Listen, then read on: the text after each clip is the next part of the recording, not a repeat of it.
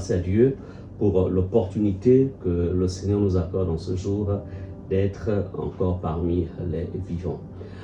Alors, ce matin, je vais échanger avec vous sur cette thématique qui s'intitule « Le langage de la foi ». Le langage de la foi. Alors, je vous invite d'abord à la prière. Inclinons-nous. Ensuite, nous allons en peu de temps essayer de comprendre ce que l'Esprit de Dieu voudrait en fait nous partager pendant ces moments. Nous prions. Père Céleste, nous te bénissons pour la grâce que tu nous accordes en ce jour d'être connectés, Seigneur, à ta parole, parce que nous savons que ta parole, Seigneur, est une nourriture qui vient édifier, bâtir notre homme intérieur. Nous avons besoin, Seigneur, d'être encore une fois ce matin enrichis par ta parole. Merci, Seigneur, pour le Saint-Esprit qui dirige et conduit toutes choses pendant ces moments. C'est dans le nom précieux de Jésus que nous te prions et nous disons tous Amen. Alors, chers internautes, peuple de Dieu, nous sommes donc aujourd'hui à notre 11e numéro sur cette émission qui s'intitule « Booste ta foi » ou alors « La minute de la foi ». Alors, je vous invite à ouvrir donc vos Bibles dans l'Épître aux Corinthiens, 1 Corinthiens chapitre 12, 1 Corinthiens chapitre 12 à partir du verset 11. Alors, donc, comme je vous le disais, à l'entame de notre émission, je vais échanger avec vous sur cette thématique, le langage de la foi. Alors, voyez-vous, beaucoup d'enfants de Dieu ont du mal parfois à voir, en fait, ou à expérimenter l'exaucement de leur prière parce que il y en a plusieurs qui, après avoir prié ou après avoir planté des semences, la sémence de la parole, la sémence de la prière, malheureusement, de manière inconsciente, viennent détruire ce qu'ils ont planté ou ce qu'ils ont sémé. C'est pourquoi la foi respecte en fait un ensemble de principes pour que celle-ci nous soit productive.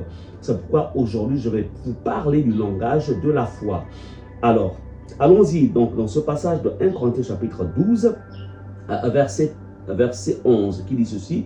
Lorsque j'étais enfant, c'est l'apôtre Paul donc qui parle, il dit, lorsque j'étais enfant, je parlais comme un enfant. Je pensais et raisonnais en enfant. Nous sommes ici dans la version, la Bible du Semeur. Une fois devenu homme, je me suis défait de ce qui est propre à l'enfant. Alors, il y a une vérité dans ce verset de la Bible, c'est que l'apôtre nous dit, en fait, lorsqu'on est enfant, on a un langage.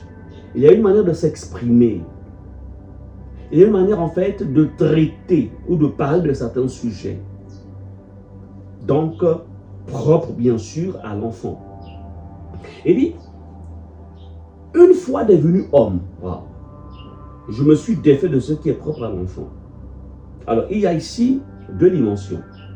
La dimension de l'enfance et la dimension d'homme fait. Alors, comme pour dire, en tant qu'enfant de Dieu, nous sommes appelés en fait à migrer du niveau de l'enfance au niveau d'homme fait. Pourquoi? Parce que il y a des challenges, il y a des défis que l'on va rencontrer dans la vie ou qu'on rencontre tout au long de la vie.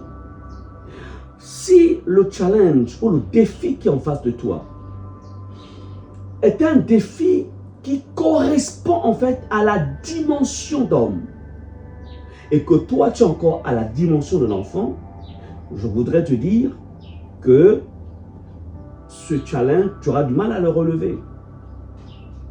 Alors, c'est pourquoi, vous savez que tout est dans la parole, tout est dans notre langage.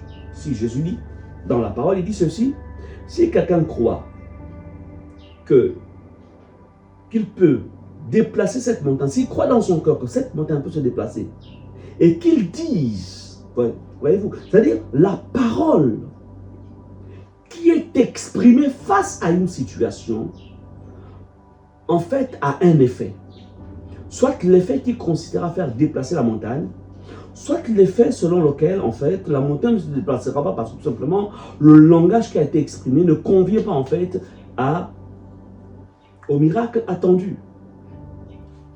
Le langage de la foi. Quel est le langage de la foi? La foi parle, en fait, un type de langage. Et le langage de la foi, c'est le langage de la parole, tout simplement. Le langage de la parole. Il faut parler la parole. Il y a beaucoup d'enfants de Dieu, dont leur langage, ce sont les plaintes. Dans leur langage, ce sont les inquiétudes. Dans leur langage, en fait, c'est l'incapacité. Dans leur langage, c'est la lassitude. Dans leur langage, c'est l'incrédulité. Dans leur langage, c'est le découragement. Ça, c'est le langage de l'enfance. Parce que c'est l'enfant qui se plaint. L'enfant.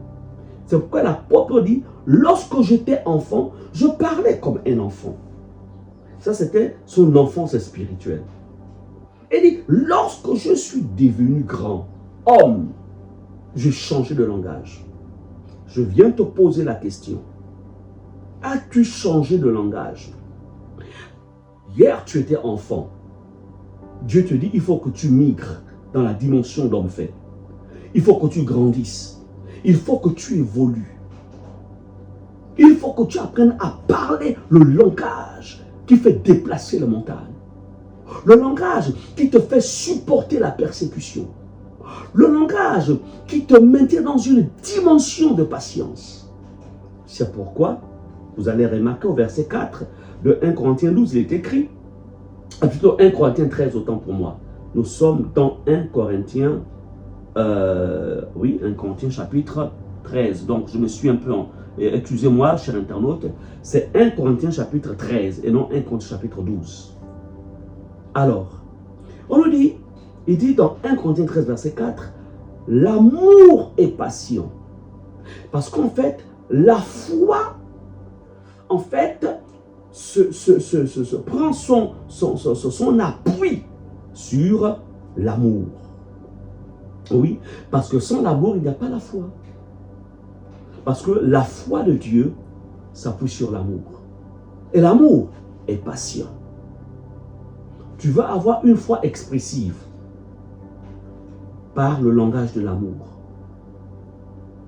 Parce que le langage de l'amour, c'est la patience. Tu as prié, tu as présenté à Dieu des sujets, tu as appuyé sur ces sujets, se sont appuyés sur la parole, la promesse. Dieu te dit, alors exerce la patience. La patience. Donc, pour ne peut-être pas trop m'étendre, je voudrais ici vous faire comprendre qu'un enfant de Dieu qui veut voir sa foi se développer ou produire les résultats, en fait, cette foi, selon ce que la Bible nous dit, doit en fait s'appuyer sur l'amour, qui est le fondement de tout. Et s'appuyant sur l'amour, la foi va commencer à exprimer un langage. Lequel? Le langage qui s'appuie sur ce que Dieu a dit. Qu'est-ce que Dieu dit sur telle ou telle situation? Alors, que va-t-il se passer? En m'appuyant sur cette situation, ou en m'appuyant sur la parole de Dieu, je parlerai en fait le langage qui va correspondre avec la situation. Amen. Donc, en d'autres termes, le langage de la foi, c'est le langage de la parole de Dieu. C'est le langage des promesses de Dieu. Et c'est le langage de l'amour. Mais en tout cela, il faut être un chrétien qui grandit, qui évolue. Ne reste pas enfant. Il faut évoluer, il faut migrer dans la dimension de cet homme fait. C'est pourquoi l'apôtre Paul nous rappelle, dans 1 Corinthiens 13, verset 11, il dit, « Lorsque j'étais enfant, je parlais comme un enfant, je pensais et je raisonnais en enfant. Une fois devenu grand, je me suis défait en fait du langage de l'enfance pour maintenant parler le langage d'un homme fait, d'une personne mature, pour me débarrasser de ce qui était propre à l'enfant. » Question, t'es-tu déjà débarrassé de ce qui est de l'enfant ou alors tu continues à garder ce qui est de l'enfant? ce qui, en vérité, ne pourra pas te permettre de relever les grands défis parce que l'enfant n'a pas la capacité de relever les grands défis. C'est celui qui est devenu homme, fait, qui relève les grands défis. Que Dieu te bénisse. À toi qui Satan écoute pour la première fois ce message ou cette émission, je voudrais te poser une question. As-tu déjà reçu Jésus dans ta vie? As-tu déjà fait de Jésus ton sauveur et ton Seigneur personnel? Si tu ne l'as pas encore fait, incline ta tête avec moi et répète tout simplement cette prière avec moi. Seigneur Jésus, je te dis merci pour ta parole, pour cette interpellation sur le langage de la foi. Seigneur, je voudrais ce matin te demander pardon pour tous mes péchés et je prends la décision de t'ouvrir mon cœur et de te recevoir en faisant de toi mon sauveur et mon Seigneur personnel. Merci Seigneur parce que, comme tu l'as dit dans ta parole, tu ne mettras point dehors celui qui vient à toi. Que ton nom soit béni Seigneur de m'accepter et de me purifier de tout péché.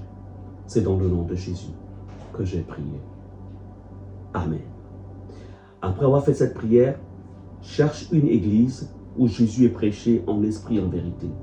Si tu es à Libreville, nous sommes du côté de Mindoubé 2 derrière la pharmacie. Et là, tu verras, tu chercheras l'église Centre Missionnaire Rema Ifata. Donc, nous ne sommes pas loin et ça nous permettra de communier ensemble. Que Dieu te bénisse. Alléluia. Le Seigneur est merveilleux pour ce qu'il a fait pour nous ce matin. Que Dieu te bénisse abondamment. Alors, vous bénisse tous, bien sûr. Nous nous retrouverons la semaine prochaine. Que Dieu vous bénisse.